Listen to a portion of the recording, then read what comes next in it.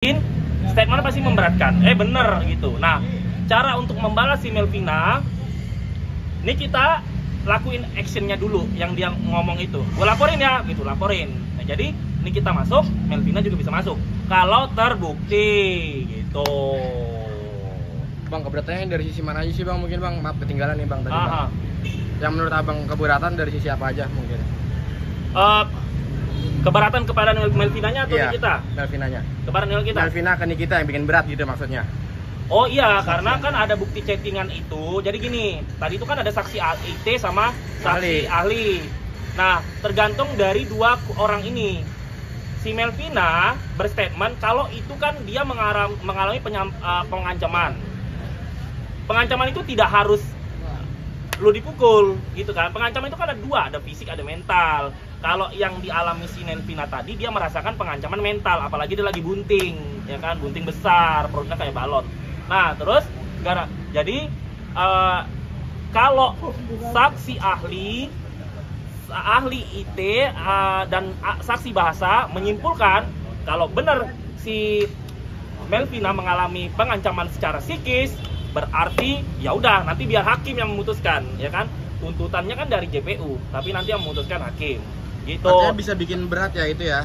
Oh bisa, kalau pengancaman secara mental bisa gitu. Nah, kalau yang bisa bikin mudah meringankan hukuman Niki gimana kalau dari pandangan abang sendiri? Kalau tadi paling statement yang saya tidak setuju, makanya gini, makanya gini ya.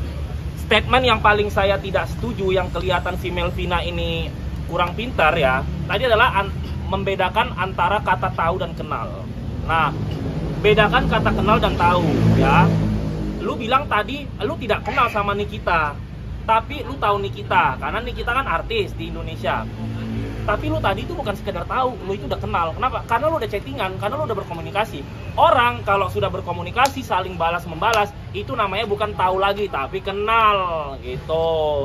Kalau tahu itu misalnya lu lihat orang di TV atau di infotainment, lu nggak pernah ketemu, lu nggak pernah berstatement, lu nggak pernah tektokan, tapi lu tahu dia, itu namanya tahu. Tapi kalau misalnya kenal, lu udah komunikasi. Yang Melvina tadi, ya udah kenal, itu bukan tahu itu, jadi nggak usah sok gengsi mengaku itu gitu. Artinya blunder ya? Blunder. Tadi kan dia ditanya, ada statement dia bilang tahu, terus di tengah-tengah dia bilang kenal, terus di akhir-akhir dia bilang saya tahu tapi tidak kenal gitu. Jadi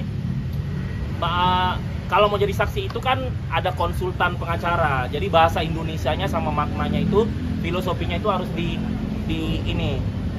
dipelajari. Apalagi ini viral, lu disaksikan seluruh masyarakat. Jadi kalau salah dikit pasti jadi bumerang gitu. Tapi saya rasa itu nggak terlalu ngefek sih di persidangan. Itu hanya sanksi sosial buat Melvina. Jadi ternyata lu nggak tahu makna arti kata tahu dan kenal itu apa gitu. Terkait dua ahli yang menjadi saksi tadi, ahli bahasa Indonesia dan juga ahli IT, menurut Bang Satria sendiri yang ahli bahasa Indonesia gimana kesaksiannya? Jadi gini, sebenarnya ketika dia menjabarkan sesuatu itu kan lihat konteks ya. Ini termasuk pengancaman nggak gitu? Ini termasuk negatif nggak? Ini termasuk positif nggak? Lihat konteks. Nah, cuman tadi kan timnya Nikita itu bertanya seperti melego-lego kayak gini. Pengacara timnya Nikita itu kan mempertanyakan hal yang di depan saja, tapi tidak dijelaskan belakang-belakangnya gitu. Jadi mereka seperti melego supaya si saksi ahli ini, ya ini negatif, ini positif gitu, tanpa harus menjelaskan dari A sampai Z.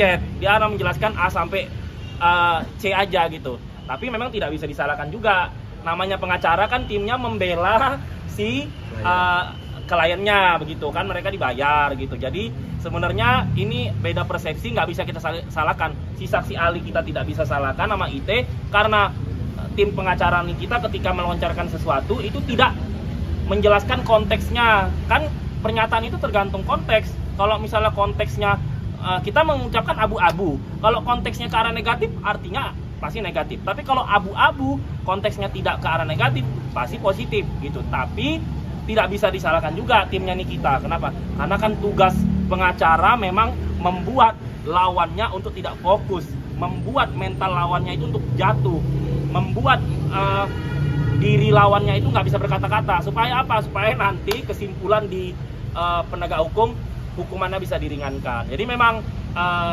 ini dua persepsi, seperti orang melihat angka 9 dari sisi sana seperti angka 6, dari sisi sana seperti angka 9. Jadi kalau mau disalahkan kedua belah pihak susah juga gitu.